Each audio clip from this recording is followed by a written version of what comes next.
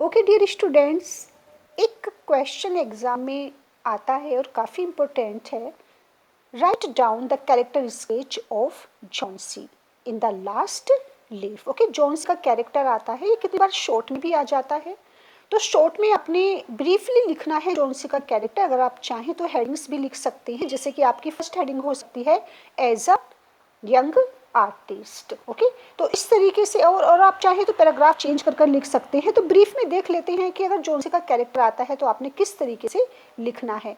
Johnsy was a young artist and she lived with her friend Sue in an apartment. Johnsy क्या है? एक young artist है। अपने friend के साथ वो कहाँ रहती हैं? उनकी फ्रेंड का नाम सू है। एक अपार्टमेंट में रहती हैं। शी हैड निमोनिया, और क्या होता है कि उनको निमोनिया हो जाता है, वो बीमार पड़ जाती है। She thought that she would die with the falling of the last leaf on the ivy creeper. और जॉन्सी को, क्योंकि जॉन्सी के रूम के सामने एक वॉल होती है, उस पर आइवी क्रीपर होती हैं, तो हमेशा जॉन्सी को ये लगता है कि जिस दिन वो लास्ट लीफ उस आइवी क्रीपर से नीचे गिर जाएगी उसी दिन उनकी डेथ हो जाएगी। क्योंकि ये तो बहुत जरूरी है आपने एग्जाम में बताना कि उनकी थिंकिंग क्या है। That was outside of her window, और वो आइवी क्रीपर कहाँ होती है? उनकी विंडो से के बाहर होती है, सामने वॉल पर। The leaves were falling down very fast as the weather was stormy, क्योंकि काफ़ी तूफान आया हुआ होता है। तो उस तूफान के कारण, उन बर्फीली हवाओं के कारण एक एक कर लीफ क्या हो रही थी? नीचे गिर रही थी काफ़ी तेजी के साथ। और डेली का काम क्या होता है जॉन्सी का? उनको काउंट करना 1 बाई 1 की आज इतनी उसमें लीव्स रिमेंड है और आज इतनी बाकी बच जाती हैं। Now there remained only 1 last leaf, और लास्ट तक आते आते क्या होता है कि उसमें सिर्फ एक लास्ट लीफ बचती है। अब जॉन्सी को पूरा विश्वास हो जाता है कि जैसे ही ये लास्ट लीफ गिरेगी तो उनकी लास्ट ब्रेथ भी इसके साथ ही चली जाएगी।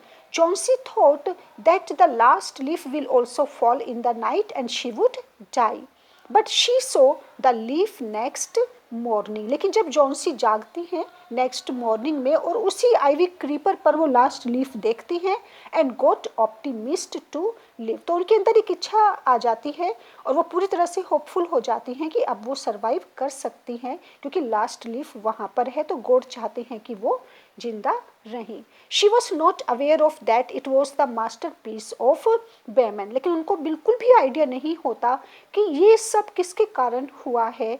बेमन के कारण। और वो लास्ट लीफ रियल नहीं है बल्कि मास्टरपीस है बेमन आर्टिस्ट का, who had gone out in the cold night to paint a leaf on the wall. और बेमन जो जिसने पूरी रात सिर्फ उस लीफ को पेंट करने के लिए जागे थे, बाहर रहे थे, और जिनकी डेथ हो चुकी थी सिर्फ उस मास्टरपीस को क्रिएट करने में। तो ये इस तरीके से आप जॉन्सी का कैरेक्टर मेंशन कर सकते हैं।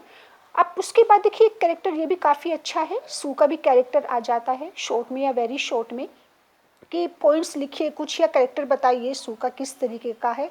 तो सू में भी सेम आप ऐसे ही मेंशन करेंगे जैसे आपने यहाँ पर किया था, Johnsy was a young artist, तो यहाँ पर भी आप ऐसे ही करेंगे, Sue was a young artist and she lived with her friend, जैसे आपने यहाँ पर लिया था she lived with her friend Sue in an apartment. तो सेम ऐसे ही आपको यहाँ पर करना है, she lived with her friend Johnsy, right? She lived with her friend Johnsy in an apartment and she tried her best to feel Johnsy better.